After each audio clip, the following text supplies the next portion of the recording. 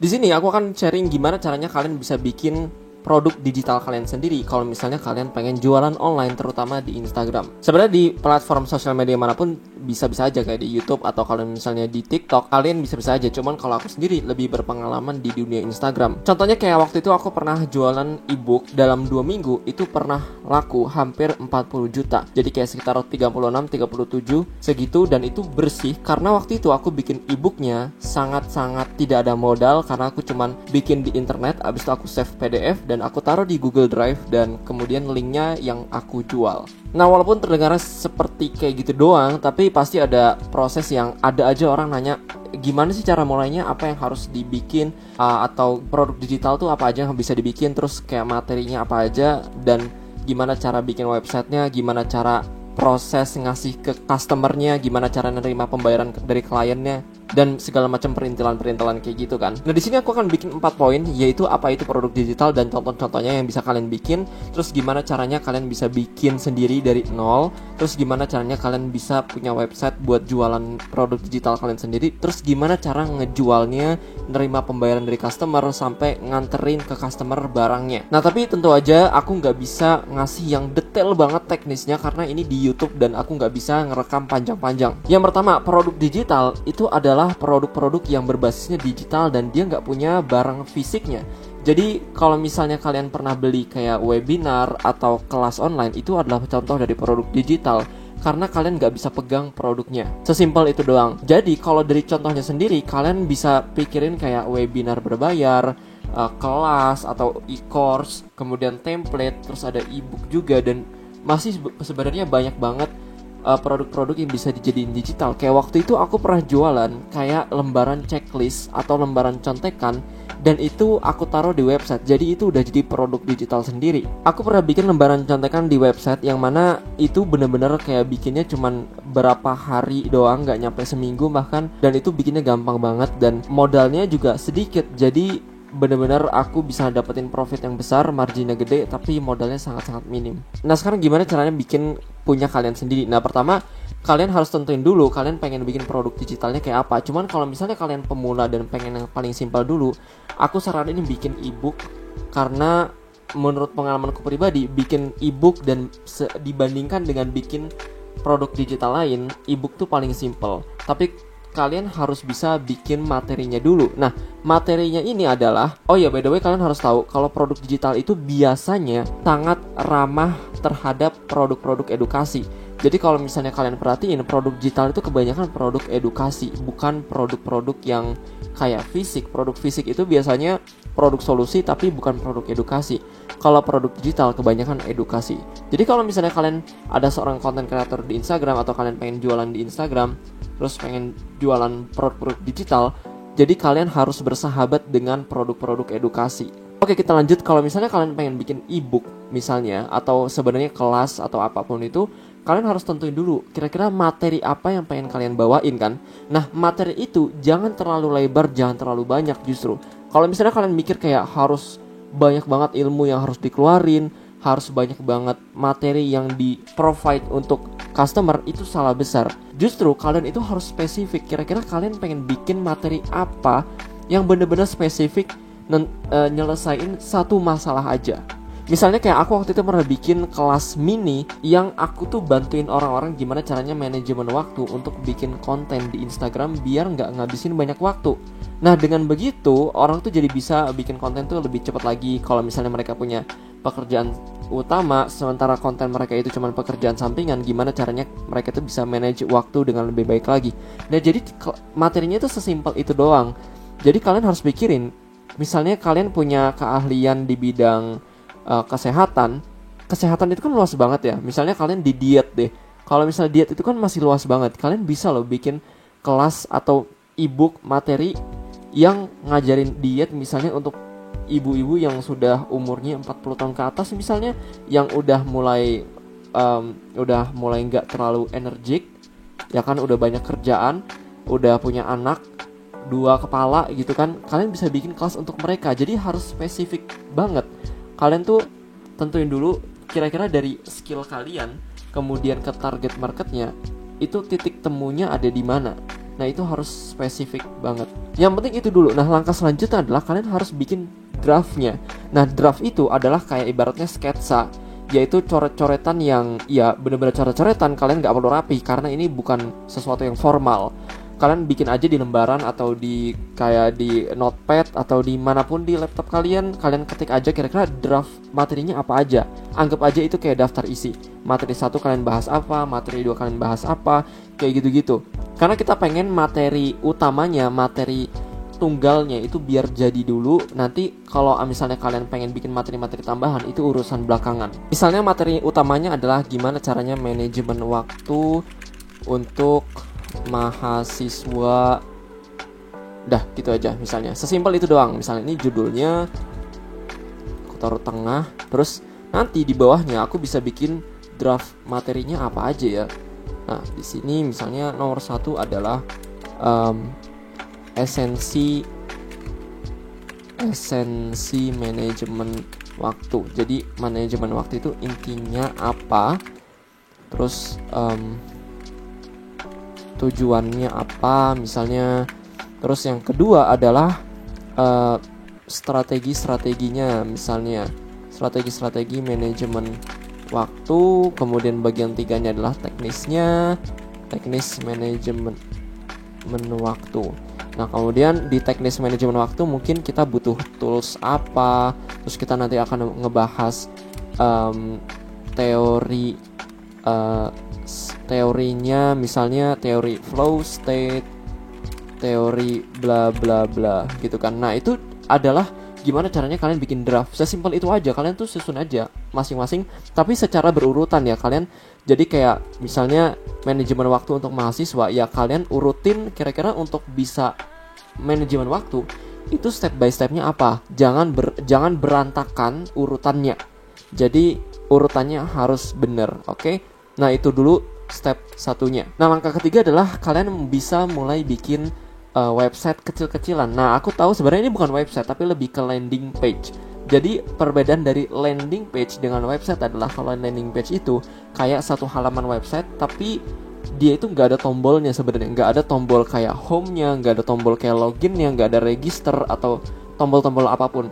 Jadi tombolnya itu nanti cuma satu di bagian paling bawah, yaitu adalah beli atau order atau daftar. Itu doang, kayak gitu doang sih.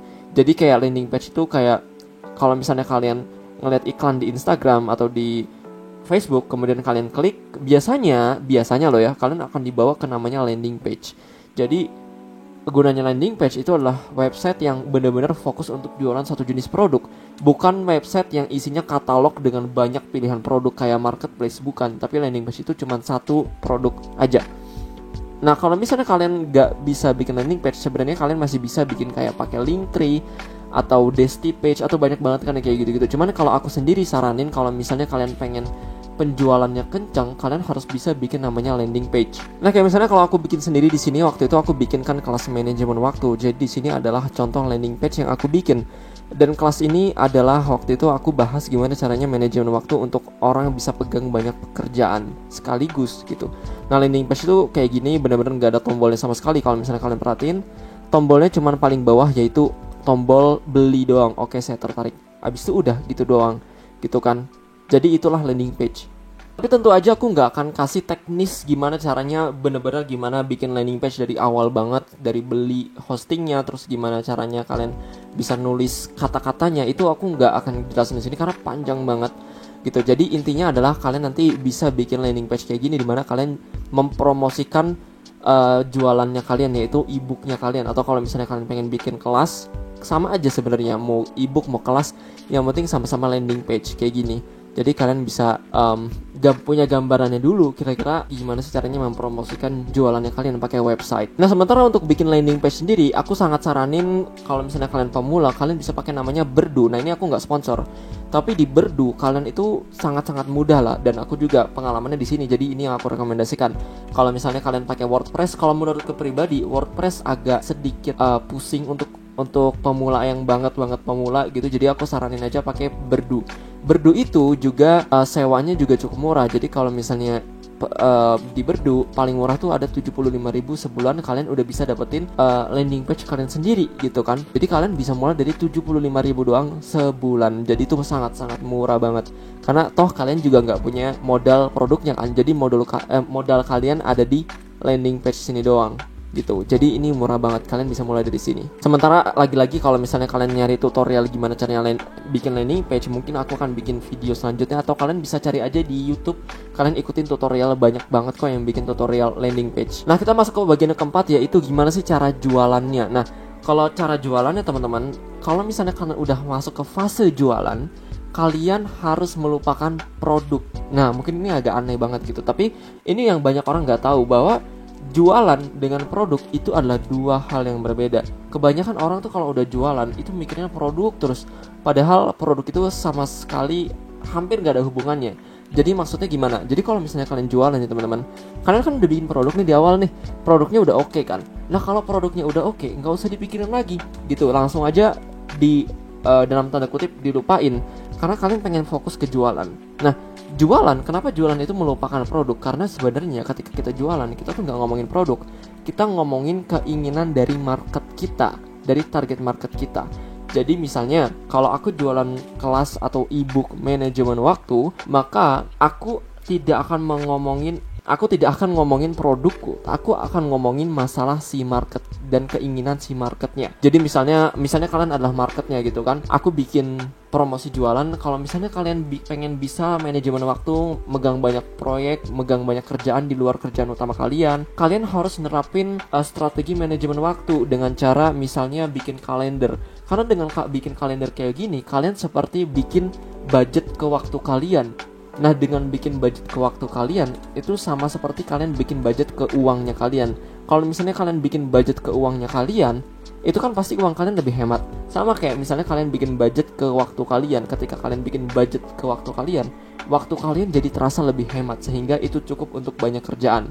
Nah, untuk lengkapnya aku bimbing dari nol gimana caranya bikin budgeting untuk waktu kalian. Aku punya program bla bla bla bla bla. Nah, program ini udah terbukti murid-muridku contohnya kayak gini, dimana dia bisa dapetin hasil yang bagus banget. Dia bisa megang banyak proyek. Sekarang dia punya 2 sumber penghasilan dari di samping kerjaan utamanya, karena dia bisa manage waktunya dia lebih baik daripada sebelumnya. Nah, itu contohnya aja. Jadi kalian harus notice, ketika kita udah jualan, kita tuh nggak ngomongin produk, kita adalah ngomongin keinginan dan masalah si marketnya. Nanti baru setelah kita ngomongin keinginan dan rasa takut atau masalah si marketnya, baru di ujungnya kita bridging atau kita sambungin ke produknya kita. Kita bilang aja, kita tuh punya loh programnya, kita tuh punya bimbingannya, kita punya contekannya semua. Jadi kalian nggak perlu susah-susah lagi. Nah, di sini aku kasih trik ya, kalau misalnya buat kalian yang masih susah jualan, bahwa kalau misalnya kita jualan, oh ya by the way, kalian jualan di konten tentu aja ya, karena kalian kan bikin promosinya di Instagram atau di TikTok atau dimanapun, kalian pakainya konten kan. Setelah kalian ngomongin keinginan dan masalah market, nanti di ujungnya untuk bagian bridgingnya, kalian bilang bahwa produknya kalian ini lebih kayak contekan atau lebih kayak bimbingan, sehingga orang itu udah nggak bisa membandingkan produk kalian dengan sesuatu yang gratis. Kalau misalnya let's say manajemen waktu, orang akan bilang kayak manajemen waktu tutorialnya banyak kok di Instagram, di YouTube, di Google banyak kok. Nah, kalau orang udah membandingkan kayak gitu, nanti kalian kesusahan. Nah, kalian harus memposisikan produk kalian itu sebagai sebuah contekan. Kenapa? Karena namanya contekan itu sifatnya lebih mahal daripada sesuatu yang gratisan. Jadi mungkin mereka bisa ngelihat tutorial di YouTube, di Google banyak, memang iya. Tapi kalau di produknya kalian itu bukan tutorial lagi, lebih kayak contekan. Nah, itulah yang kalian harus posisikan di produknya kalian, sehingga produknya kalian itu terkesan masih lebih mahal daripada produk yang gratisan. Nah, itu adalah tekniknya, gimana caranya kalian ngejual produk edukasinya kalian. Jadi kalian memposisikan produk edukasinya kalian itu lebih mahal, entah itu bimbingannya, entah itu contekannya, entah itu kayak alternatif paling efektifnya gitu. Jadi value-nya terkesan lebih mahal. Nah, kurang lebih itu gimana caranya kalian bisa bikin jualan untuk produk edukasi kalian di sosial medianya kalian. Nah, aku akan akhiri videonya sampai di sini. Mudah-mudahan kalian paham gambaran besarnya. Kalau misalnya kalian punya request terkait produk-produk digital, gimana cara jualannya di Instagram, atau ya pokoknya hal-hal kayak gitu, kalian bisa komen aja. Nanti aku pertimbangkan untuk aku bikin. Oke, kita ketemu di video-video berikutnya.